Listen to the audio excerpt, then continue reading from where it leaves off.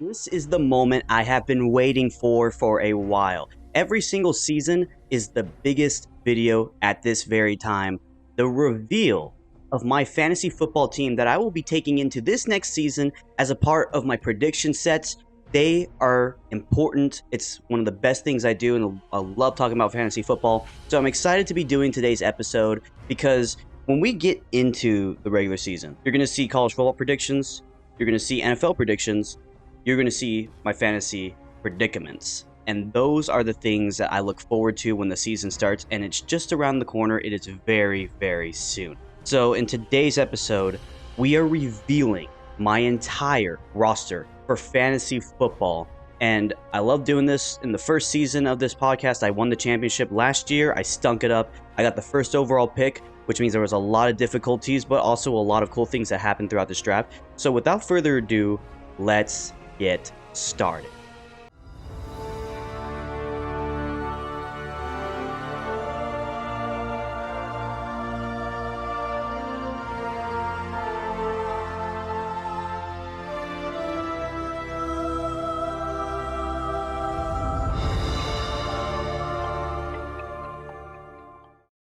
There's a few things we need to get into before I reveal my team. First of all, we have an interesting set lineup. I'm required to have 2 quarterbacks, 4 running backs, 5 wide receivers or tight ends, but just any receiver in general, 2 kickers, and 2 defenses. That's mandatory for every single position in this league.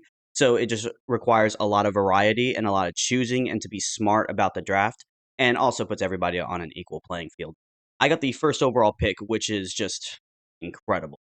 Because I had to suck terribly last year, finished last place. I didn't like it, but I also have now this advantage of just having the best player, who I deem is the best player in the draft, on my team, and then going forward and just kind of methodically breaking down how I wanted to craft my team. I had to switch strategies midway through the draft because I saw a trend that I didn't like, and I had to kind of bank on certain people not getting picked. They got picked before me. So I had a vision in mind. Didn't work out completely, but with all the research that I did, I managed to bring out the best team possible for this fantasy draft. And now you're going to get to witness it, round by round, how I went through each and every single draft position. Let's do this. With my first overall pick in this year's fantasy draft for 2025, I selected Saquon Barkley of the Philadelphia Eagles. I heard a lot of noise around, oh, you shouldn't pick Barkley number 1 just because he had a great year last year. He got a big contract. A lot of times the first overall pick is kind of a curse pick. A lot of times people get injured and they don't produce the same way as they did last year. I understood all of that. Saquon Barkley was projected to get around 432 points throughout the year. This is a total projection, and this is based on my league's point system and scoring ways. So Saquon Barkley was the best position player, the best skill set player out there in the draft. I could not miss up on this opportunity. And think about it, last year he had over 2,000 rushing yards. To put that in perspective, his best year in New York was 2022. He only had 1,312 rushing yards. So he did near 700 better than that, which is just incredible. So I put that into account. Obviously, the ball is able to spread around very well, so Saquon Barkley is going to have pockets of excellence, and he has a great offensive line. Despite just a few injuries, I still think that O-line is very good, and there's a lot of options in which the Eagles can kill you, making Saquon a safe first pick. But obviously, with the injury history, I had to be sure I nailed every other pick. So Barkley, number 1 overall pick, but then I had to wait a very long time for my second one. With the second overall pick in my fantasy football draft, my team selected Josh Jacobs, the running back from Green Bay. Now, why did I choose Josh Jacobs? This is where, in past drafts, I would tend to go after a wide receiver to equal balance it. When you look at the scoring system, running backs get significantly more points than wide receivers by projection in my league because of bonuses. So running back was actually a much smarter deal. And only a few wide receivers went off the board, but nobody super significant for me to go and grab one. And Josh Jacobs last year was incredible with touchdowns. He was one of the Packers' best scoring players on the board. And I believe he's going to be able to have that kind of success. The wide receiver core of Green Bay is very spread apart, but he is the clear running back for the Packers. So Josh Jacobs easily, with projection of 215 points, he was the 8th running back on my list. And the other 7 have already went, some below. I was able to get Josh Jacobs, and that worked out perfectly for the fact that I also had another back-to-back pick, which was just fun. But Josh Jacobs, second guy on my team. With the third overall pick in my fantasy football draft, my team selected Tyreek Hill, the wide receiver for Miami.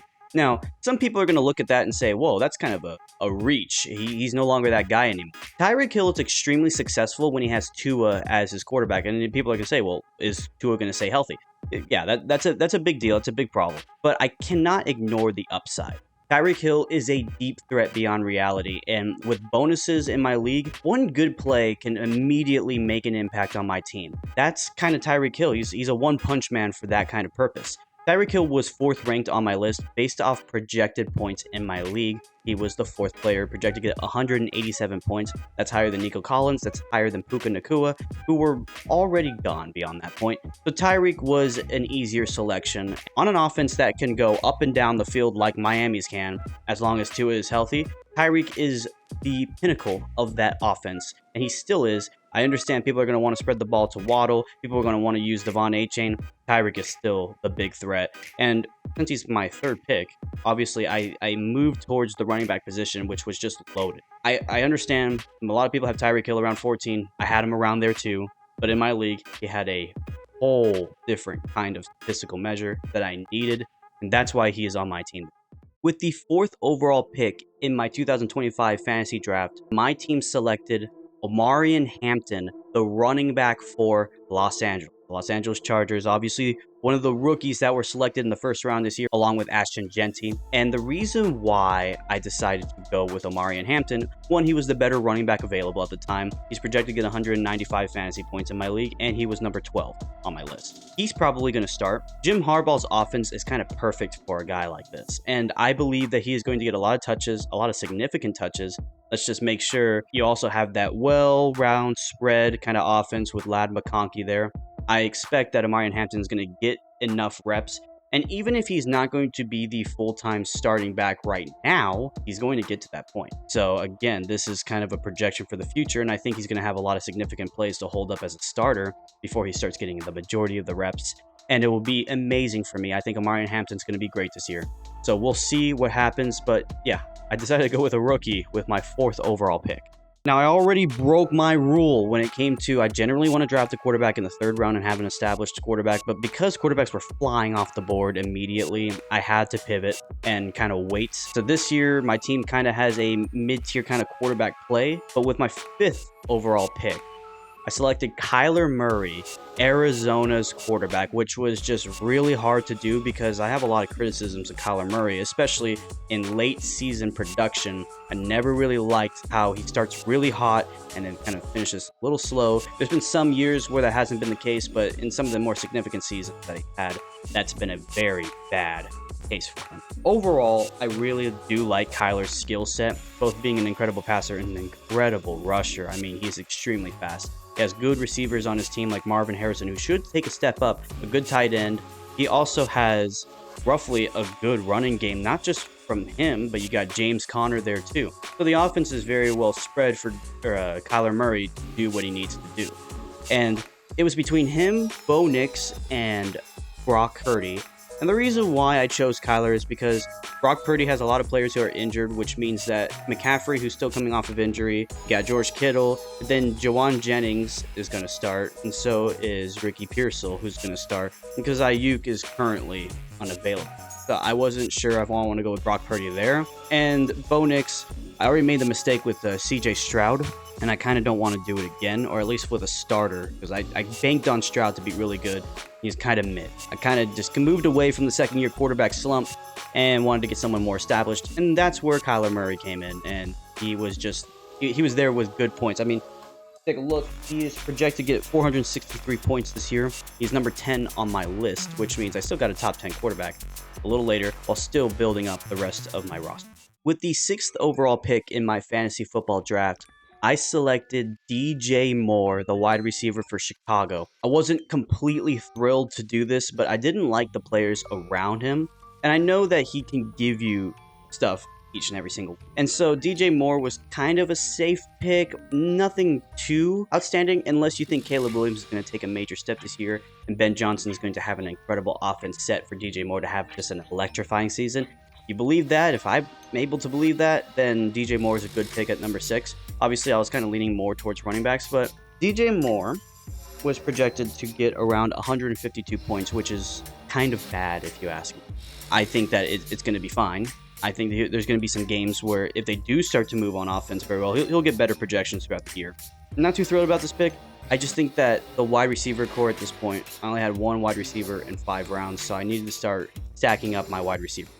And with my 7th overall pick, this is kind of disgusting in most fantasy leagues, but I went with the Denver Broncos defense, which is projected 314 points, which is even more than Jamar Chase, who was my number 1 wide receiver. Why?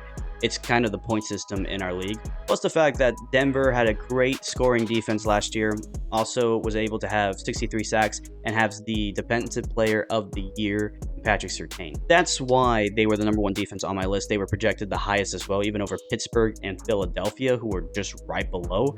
They're able to create a lot more. And Denver's always had a very decent defense, just not a great offense to go along with it. Now you see some improvement on the offensive side, so if that's the case, then we should be having a good time, and we shouldn't be completely worried about their defense being able to produce. There's going to be some weeks that are going to be difficult, obviously, and for those weeks I got to be very careful, but Denver was the best defense. I wanted to establish something very, very early on and have a good defense and even a good kicker as well, which we'll see in a couple. With the number 8 pick overall for my fantasy football draft, I selected Jameson Williams from Detroit, the wide receiver there, the second wide receiver behind Amon-Ra St. Brown. Jameson Williams was projected 1 more point than DJ Moore, but he's the number 2. That's why I kind of held off, but so did other people in my league, so I was able to actually snag him, and this is kind of a steal in the draft. Williams is a great 2. I understand that when I was ranking my wide receivers for the NFC North, I had Jameson Williams below Rome Odunze, and I understand the pushback. I just think that Rome Odunze is going to take a real big step this year. The Jameson Williams at 153 points, and the fact that there was already a lot of wide receivers being taken off the list super quick. I had to make the decision to go with him at the 8th overall pick to continue to build out my wide receiver core. There was also some hidden pocket picks that I wanted to hold off for a very long time, and I eventually did get to them. But Jameson Williams at this point, he's going to be very good. I believe that as long as they keep that offensive dynamic that Ben Johnson's now taking to Chicago, Williams should have a very solid year. But we'll see. With the 9th overall pick of my draft, you can say this was kind of a pull because most kickers are taken very late, but I decided to pick up Cameron Dicker, the kicker, from Los Angeles Chargers. Cameron Dicker is projected 147 points, making him the 2nd kicker in my fantasy league behind Brandon Aubrey, who already went, who I was going to take if I had the opportunity. Cameron Dicker is an extremely consistent kicker. I really love what he's able to do at Los Angeles. I've been watching him back when he was at Texas. Again, wanted to establish a good defense, wanted to establish a good kicker that I can kind of lean on throughout the rest of the year while constantly managing the quarterbacks, the wide receivers, the running backs, and all that. And number 2 kicker, I mean, couldn't pass that up. I'm pretty impressed with what he's able to do. It was easily the kicker that I want once Brandon Aubrey. With the 10th overall pick in my fantasy draft, I activated my trap card and got, for the 3rd year in a row, Rashid Shaheed, the New Orleans Saints wide receiver. Was injured last year, but if you remember, he was putting up numbers for me. The reason why Shaheed was also on my list. Take a look at this. Shaheed was supposed to get 179 points projected, which made him the 8th wide receiver on my list. And you're probably wondering why he's that high. It's because of kick returns and punt return. One of the best, if not the best, punt and kick returner in the league. It's a lot of points there. And as a 2nd wide receiver, he's getting a lot of deep balls last year from Derek Carr. Now, obviously, some people have said, even those at the draft, well, who's his quarterback? I say it doesn't matter. As long as he gets yards in the kick and the punt return game, he's going to be a great addition for me. And the fact that I got him at the 10th pick and was able to pick up other wide receivers and running backs before that, that made me very happy. 3rd year in a row. Let's hope he doesn't get injured because I was so ashamed when he did. Because once he got injured, kind of took a step downhill, and Saints season fell apart right after. With the 11th overall pick in my fantasy draft, I selected Joe Mixon, the running back for Houston. Now, some people are going to say, why did he go out at the 11th overall round, which most people would have taken him a lot earlier? because he's currently injured. He's supposed to come back in week 3, at least at full force. Some people are saying he may come back week 2, but on timed and like there's a certain amount of snaps he will be able to do. Week 3 right now seems like he's going to be able to be cleared of all protocol and go directly as being the number 1 running back. And with that, he's projected to get 10 points per game. Overall in the season, he's supposed to be getting like 181 points per game. He's supposed to be getting 181 points throughout the season as a whole, which makes him very valuable on my list. A list in which he was number 15, which means I had the number 1 running back, number 8 running back, the number 12, and the number 15. 4 top 20 guys, which is just huge for me. And I was able to finish off that core. Well, just being able to be mindful overall of the scoring system in our league. Joe Mixon is supposed to do some damage once he gets back. And if you saw last year, hard runner, probably the best player on offense outside of Nico Collins last year, easily for Houston. You had some wide receivers like Marvin Mims Jr. or Kevontae Turpin, also return guys who were projected really high on my list. But with my 12th overall pick, my last wide receiver, I decided to go with the rookie out of Carolina, Tatario McMillan, that wide receiver. Now, back in when he was at Arizona, the man averaged like 17 yards per reception. In my league, that's big money. Now, hopefully, Bryce Young is able to get him the ball a lot, but then again, he's my 5th receiver on my list. I wish he was a Cowboy. I wish he was a Cowboy. We ended up getting George Pickens, which was great, but I wish McMillan was a Cowboy. Unfortunately, Carolina snagged him really early in the draft, so it is what it is. But McMillan, who right now sits at number 24 on my list, is projected to get 145 points, which is not that great, but for a rookie, that's pretty impressive. He's going to get the nod on my team, and he was the better wide receiver at the time when I selected him, besides, of course, the other 2 guys who I said I didn't want to go for 2 return guys. I just wanted to have 1 specifically. And for that, McMillan was the perfect position player that I wanted right at that spot, number 12 overall. That's why I have 2 rookies on my team. While my 13th pick isn't a rookie, he's a second-year guy. This is going to be the first time he's starting in the NFL for the regular season, assuming he doesn't have any surgeries or setbacks. My 13th overall pick is J.J. McCarthy, the quarterback for Minnesota. He's only projected 1 point less than Kyler Murray at 462 projected points, making him the 11th quarterback on my list. And it comes down to a few things: Justin Jefferson, Jordan Addison, T.J. Hawkinson. He has an incredible core, and he also has good instinct. So I think that he's also going to be good on the ground. Not going to be a main running quarterback, but he's going to have some good plays that he's going to get like 10 yards, maybe even 20 yards rushing, while also being able to drop dimes to someone like Justin Jefferson. He is my backup quarterback, but he can easily become my starter if Kyler Murray starts Kyler Murraying at the end. This could be a very safe pick, who knows? And plus, he was the better quarterback at the time. And even though I was kind of scared to take him, I sit there and I say, his wide receiver core is so good that I just could not ignore it. McCarthy, second-year guy on my team as a backup to Kyler Murray, 13th overall pick. With my 14th overall pick in my draft, I got my second defense. It is the Los Angeles Rams. Well, why did I pick the Rams? Well, on my list, they were the highest rated defense at the time, with a different bye week from Denver. Projected to get 289 points, the number 10 overall defense on my list, which means I got 2 top 10 defenses based off my scoring. We'll see how it goes. I don't expect to play the Rams very often. I do have to say, I like what they're building, especially at that linebacker core. I really like a player like Jared Verse. I think that he is going to transcend that defense a lot, and the Rams are going to be a lot better this year. But again, they're backup. I have nothing more to say than that. And with my last pick of my draft, last spot, I chose Chase McLaughlin, the kicker out of Tampa Bay. Number 4 on my list, by the way. A lot of people were missing him, projected to get 141 points. So I have the number 2 and the number 4 kicker on my team. It could cause dilemmas, especially if both teams, they play tough competition. And I'm not expected to have an easy answer on who I want to go with because both are really good, but both could take on some very tough competition. So this is where sometimes you just want to have a Cam Little on your team, which was a running joke throughout the entire draft process. This was fun.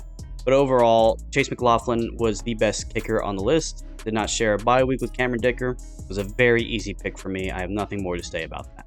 And that'll do it for today's episode. I hope you... Oh, wait. We have one more thing in this episode. Because week 0 of college football is beginning, and there's one significant game that can already spell doom for a team trying to make the college football playoffs. It is the first game of the year between Iowa State and Kansas State. This game is being played in Dublin as a part of that series opening for a week 0 college football season. Iowa State was in the Big 12 championship. Kansas State was hanging in there, and then towards the end of the year, they fell off, which sucked. But this is kind of simple for me.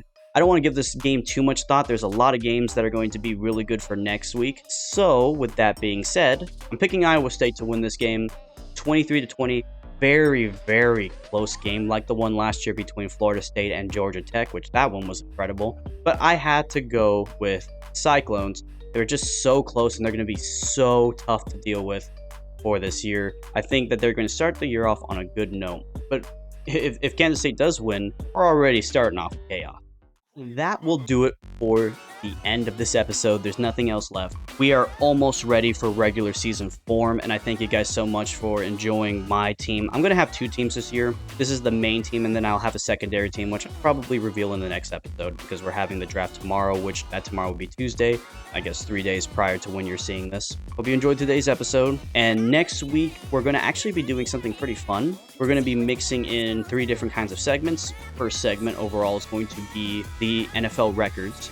I want to talk about who I think is going to make the playoffs this year and the record for every single team, but we're going to do it a little differently than how I was planning to do it. It's actually going to be a little more interactive. That's one part. Second part, obviously the team and who I'm able to select and who is going to be starting for my secondary team. And then the third thing is week 1 of college football, which we have some very important matchups like Texas and Ohio State, Notre Dame and Miami, Clemson and LSU, and so on and so forth. So we're going to take a look at that. There's going to be a segment for that, but it's going to be based off the NFL record prediction. So I hope you guys are excited. And yeah, that'll do it for today's episode. If you haven't already, please subscribe to this channel as I try to post every single week. Sometimes I miss weeks, but I'm going to try to be consistent throughout the rest of this year for the NFL, and I cannot wait. It's going to be extremely fun. So I hope you guys are excited. I think that is it overall. Go follow me on all my social medias as I'm also posting there a little more consistently.